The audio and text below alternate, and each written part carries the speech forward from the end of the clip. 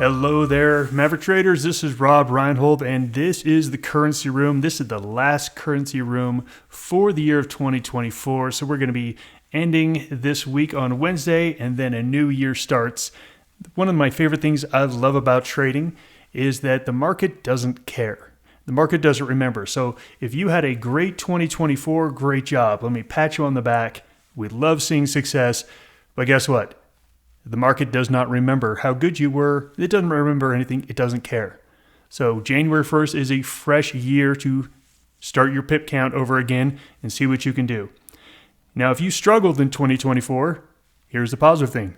The market doesn't care. The market doesn't remember. So brush that off and focus towards a new year. But we do have a few days left of the year, so let's get into it. Let's start off with what happened in equities. Equities had a strong week except for Friday. Friday, we actually sold off. We sold off about 1.2% on the S&P. The S&P still closed up for the week, but it would have been like an up 2% week if it hadn't been for that last day. So again, it was genuinely bullish, but not super bullish. What continued to be bullish? The dollar and bond yields. They stayed strong. They didn't go a lot higher, but they are definitely high basing at this moment. And we did see a pullback in cryptos, especially in Bitcoin, trading down into the 94,000 range. Let's go over some news reports. There were a few that were actually fairly decent. We had Canadian GDP much stronger than expected. Supposed to come in at plus 0.2, came in at plus 0.3. The CAD has been one of those currencies that has been down a lot because the Bank of Canada has been very, very dovish. It looks like that is coming to a close. We got a little bit higher inflation, a little bit higher growth, and it looks like the Bank of Canada is probably done with their rate cutting. And then we got a bunch of news reports out of the U.S. Look, nothing very big, and the only reason I'm talking about this is because it was a holiday week and there's nothing better to talk about. But you can see that we had durable goods orders that were a little soft, and we also had consumer confidence that was a little soft. This is all things that are going to, again, tell the Fed that maybe they don't need to be as restrictive going forward. We did not see any really follow through in the bond market because guess what? These aren't all that important of numbers. This number here was probably the biggest number of the week, the unemployment claims. Like I said, it's only bigger this week because of the lack of news, but that's a really low number. 219,000, that's a really low number telling the Fed that the job market is still really good in the U.S. People are not being laid off. The job market is strong. So again, more indications that the Fed is very mixed here with the news. So let's go in and take a look at the numbers and let's see where we settled out. Taking a look first at equities, we can see that equities closed up 0.2%. If we took this snapshot on Thursday, it would have been closer to 2%, but we did have a big pullback on Friday. Cryptos were up overall, but we'll see that that was really just because Litecoin and Ethereum had decent weeks when Bitcoin and Bitcoin Cash actually sold off.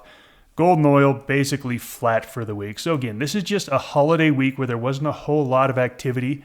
If we take a look at the S&P, we talked about how we broke below this 50, but it was a pierce. We recovered back above it. We ran all the way up to this resistance point, and you can see we hit our head on that. We are basically between two levels here. We came down here and we bounced at this level. I know we pierced a little bit below it, but that's what happens sometimes. And then we rallied back up and we ran into this resistance up here. Right here, right now, I think you flip a coin. Does it go below 60.40 or does it go below 58.40? Those are the places. These are the ranges. Right here, right now, I don't know because we're not getting trending information. Remember, trends are higher highs, higher lows, rising or falling moving averages. Take a look at what we're getting here. We're getting flat moving averages. We're getting flat moving averages.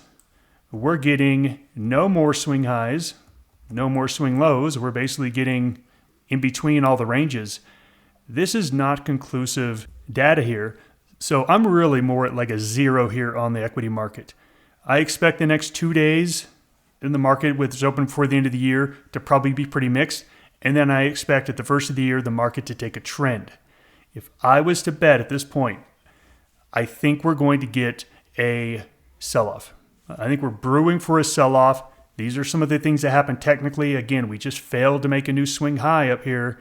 If we break and we break below this, that would really be the sign that we are now moving into a downtrend. So if we do break this level here, it is a confirmation. So again, I'm saying 60.40 that I think it goes below 58.40 before it goes above 60.40. Once it goes down below there, it will not be 60.40 anymore. It will be, hey, we're in a bear market. Let's switch our allocations here to more risk off. So I think for the next couple of days, it's really not really going to matter, to be honest with you. Let's take a look at what happened in the world of Forex. Remember, we liked the European currencies and the dollar. Well, 3 out of the 4 went higher this last week. The Swiss franc sold off. But we really liked the euro the best. That was our favorite currency, the euro the best, and then the pound the second best. This dollar has just chugged higher. There's no stopping this dollar. Now, we liked the Kiwi and Aussie short, and you can see they basically went flat for the week.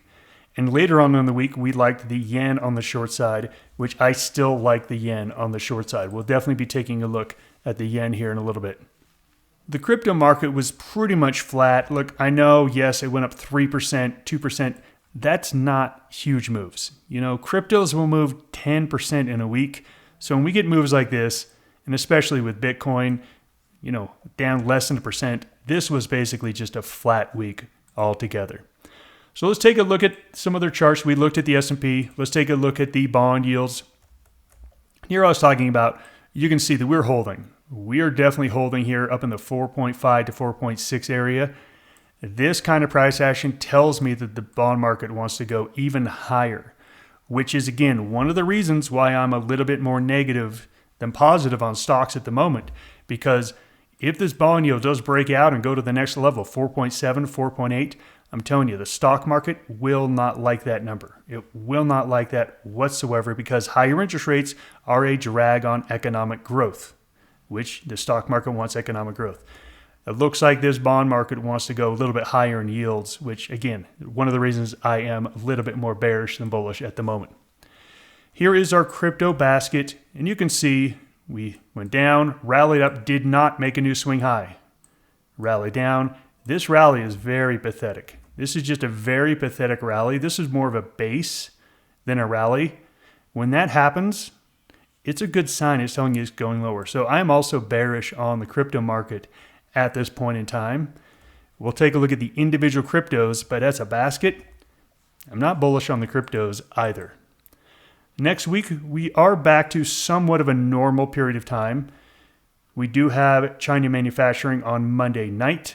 That's been hovering around 50. It's supposed to come in around 50. There's probably not very many surprises here. And then, of course, we are closed on Wednesday. So just like this last week, when we were closed for Christmas, we're going to be closed on Wednesday as well. That means that when the U.S. banks close on Tuesday at 5 p.m., that's going to be the end of trading. You're not going to see anything moving on your screens. When the New Zealand banks open up on January, which is going to be technically Wednesday night in the United States and Canada, then that's going to open up. But don't expect there to be good trading until at least the European session opens up. So same thing as last week. You got 2.5 days at first, and you got basically 2 days at the end of the week with a break in the middle. So same thing as last week. Don't expect there to be great movement. I really want everyone to just put your eyes here. And it's not here because of there's great news reports. This is when trading is almost guaranteed to be better. You take a look at these first couple of days, the trading is probably going to be lower volume, lower volatility, not as great of trends. After New Year's is almost always better. So I really just want to have people look and say, hey, I can wait 2 days before good trading becomes available. And I think that's what you should do. Sure, if you see a great opportunity, understand it's not a great opportunity, it's probably a good opportunity on Sunday, Monday, Tuesday, great. But the great trades are going to come after the New Year's, and that's really what I'm looking for. Let's go in and break down all of the currencies from +3 to -3 and see which ones are the best to focus on this week. Let's start out with Bitcoin. All right, Bitcoin was really building a nice base here. And we broke out, and we went about 5%. That's all it had on this breakout. And I actually talked about how you can't expect something to go 30, 40, 50, 60% base for only a month and then have any sort of gas left. It's like sprinting. You really need to gain or gather energy before you can make a big long sprint again. So we had a breakout, but it did not hold, and just did not hold, but it also came back down and went broke below some key levels. This rally right here was really telling that it made a lower high. At this point, we are looking to break lots of technicals here. We're breaking below the 50-day moving average. We're breaking below the last swing low after making a lower swing high. This is the anatomy of a trend change, because when you have a trend, higher highs, higher lows. So again, it goes up, comes down, comes up, comes down, and then bases, and then breaks up. This is an uptrend. When it starts to do this, all of a sudden, now this is a confirmed downtrend. And we are right at the point. Unless Bitcoin can miraculously bottom out and bounce here, it's going to go into a downtrend. Now, how long and how deep does that downtrend go? No one knows. We could put some lines on the chart, but no one knows. But it's just telling you, you no longer want to be on the bull side. So we got a -2 on both the trend and the velocity on Bitcoin. Bitcoin Cash is already broken below the 50-day moving average. So it's been bearish for 10 days. You should not have been a bull in Bitcoin Cash for at least the last 10 days. As you can see here, Ethereum broke down below, rallied, tried to rally and get back up above it, failed. It hasn't broken down below 3,200 yet. That is where we are right here. If we hold 3,200, okay, then we say we're in a sideways trend. If we break below 3,200, that is a confirmation that the next low will be lower. That is the definition of a downtrend. As you can see here, the charts have already turned on crypto. So I know we all loved trading crypto when it was running higher and doing great. Right now, the charts are telling you, do not think that that's going to change. No one has any idea what's going to happen, but the odds are that we are likely going to be moving lower in the crypto market. So I am completely avoiding crypto here until we get a bottoming out in some technicals. I love the Forex market right now. The Forex market looks great. And we take a look at the dollar. This thing just will not stop. After breaking out of this base, I mean, look at the base it's forming. This is so tight. These are called high and tight bases, and they typically have a nice breakout to the upside. When will that happen? Nobody knows, but we do know that, again, energy moves things. We're in a period of low energy. Wow, that's a surprise. During the period of low energy, we are basing. We probably have better energy at the first of the year. Oh, I bet at the first of the year is when this thing is ready to break out to the upside. Now, that being said, at the first of the year, there is sometimes rotation that happens. I actually went back the last couple of years and really looked and saw to see were there major trend changes on January 1st. And the answer was yes on a few currencies, but it definitely wasn't the most common thing to happen. That being said, I did see lots of extensions of trends. So this is why I'm looking at this dollar saying, hey, you know what? It's probably going higher. If my view of the bond market is going higher and my view of the dollar is going higher, both of these things are not good for equities, which is, again, why I'm leaning more on the bearish side in equities for the first time in a very, very long time. I am not bearish yet, but I am looking to get there pretty darn quick once we get a few more things happen on the downside. The yen, to me, looks great on the downside. So we had this huge rally off the bottom, big rally off the Bank of Japan, and then you can see we have lost it all, and we tried to hold that 50-day moving average, and you can see we've fallen down there. I don't think we go into a real steep downtrend, but I think we go back and test this support place. With that being said, this support place, I think, is where the market starts to worry about Bank of Japan intervention again. But I think we have at least a week or two until it gets to that point. I do like yen on the short side, looking to be, again, you can see the velocity is the same thing here with the dollar. The velocity is definitely lessened, but that would be expected in this kind of market. Swiss franc was looking really good, and then on Friday just fell apart. That's not a great candle. I mean, that should have been a green candle on Friday, and it just wasn't.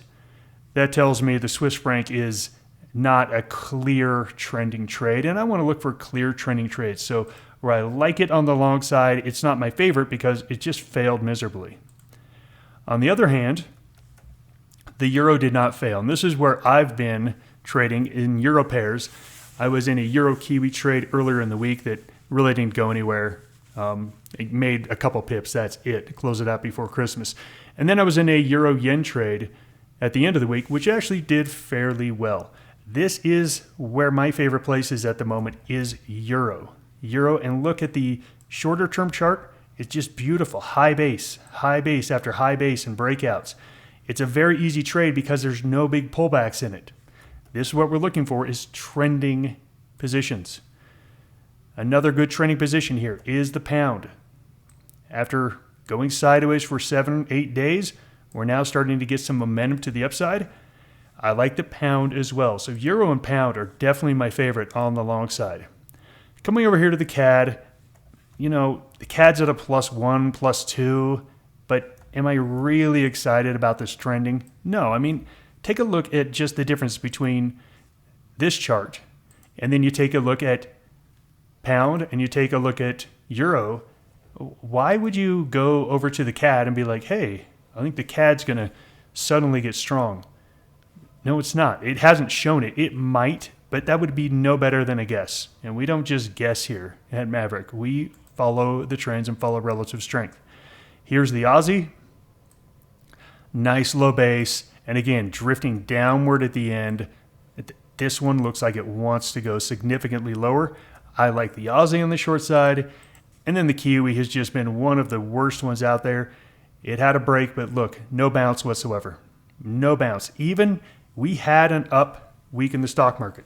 We had risk on, and this thing still couldn't bounce. So definitely bearish on the Kiwi as well. When we take a look at the trend scores, this is where we should be hunting. The dollar is the strongest, and the dollar just keeps grinding higher. I think you can continue to stay long dollar. I think that's absolutely a place to go. I like euro and pound much better, and Aussie, Kiwi, and yen are going to be where I hunt. So this is the trend. This is telling me like overall macro views of where things are going. But when I go to make a trade, I want to be more like, what are they doing right here, right now? And that's where we get our velocity score. And when we take a look at our velocity score right here, right now, euro pound look the best, and the Aussie looks the worst. Again, I like yen, I like Kiwi short, but right now they're at 0 and 1. So if I'm looking to find the strongest and pit against the weakest right now, euro Aussie, pound Aussie is definitely the trades we should be looking for. That's where I'm going to be starting the week off is euro Aussie, euro Aussie,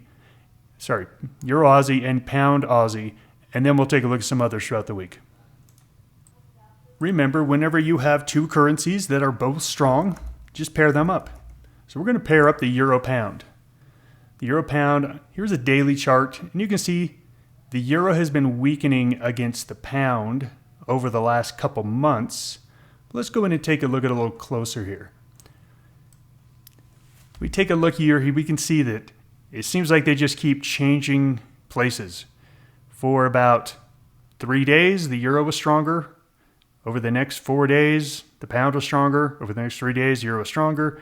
Look, I think if you want to try to really fine-tune your trades, you say what's happening right here, right now. Right here, right now, the euro is falling against the pound. Falling against the pound, just reached up, hit a resistance area. Okay, so if I would have to rank them relative strength and weakness, I would have to put the pound above the euro. I would just have to at this moment. That means that the pound Aussie is the number one trade that I am focused on this week. Let's take a look at a daily chart. Nice little pullback on the daily chart. Again, we've just been running, pulling back, running, pulling back. What was resistance became support. This is perfect. This is perfect.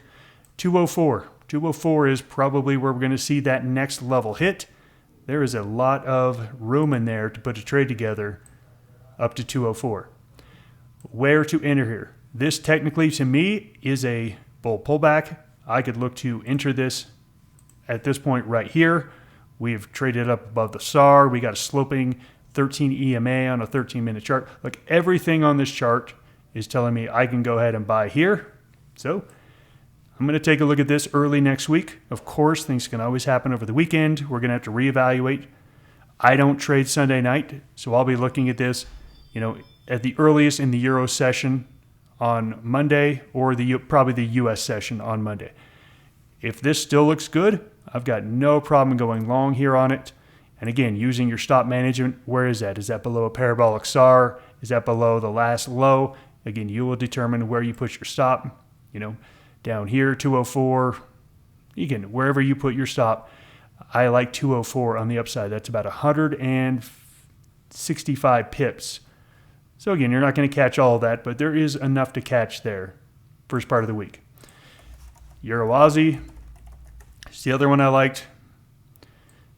Let's see where this one is on the daily chart. You can see we're breaking out of some really good resistance here. I mean, take a look at how long we've been in this resistance. Yeah, we've broken out of some good resistance here. I like this one up to the next level, which looks like it is up to, let's see where that number sits. Looks like up at 168.40, 168.50. So that's got about 70, 80 pips to get up to that area. Where to go, where to actually enter the trade, as you can see here, we had a breakout of a high base. We're starting to get a red candle here. Love to see a pullback right here into this 167.20, 167.40 area, right in here. Somewhere in there, give me a reversal candle, give me a green candle. I think you can go long. 168.20, 168.40 was where our resistance was. Sorry, 168.40 was where that resistance was. I think that makes a decent trade as well. The first 2 days of the week, I think, are going to be decent, moderate trading days. I think the second 2 days of the week are going to be great trading days. But I want to divide this week into what I'm looking at before New Year's, and then I'm going to throw everything away and start over again on Thursday and be like, okay, what do I like now? I think that's how you got to look at this week. If you want to take off the first part of this week, that's fine. I only think there's a few decent trade setups overall. However, I do foresee, I've done this for a long time, 27, 28 years. Every time, trading just gets better in January. It just does. It's better trends. Money is moving around. I mean, just think about companies that are saying things like, okay, well, we had a really good profit over in Australia. We're going to move some of that capital back to our operations in Canada, and we're going to build out some more factories. All of that money goes through the Forex markets. All of those conversions are going to move things around. There's a lot of capital that moves around at the first of the year as people are pulling capital out of some countries and moving it to other countries. That's where we get better trading. Happy New Year's, everyone. It's been a great year here at Maverick, and we're looking forward to another great 2025. Be safe this new year, and let's go make some pips.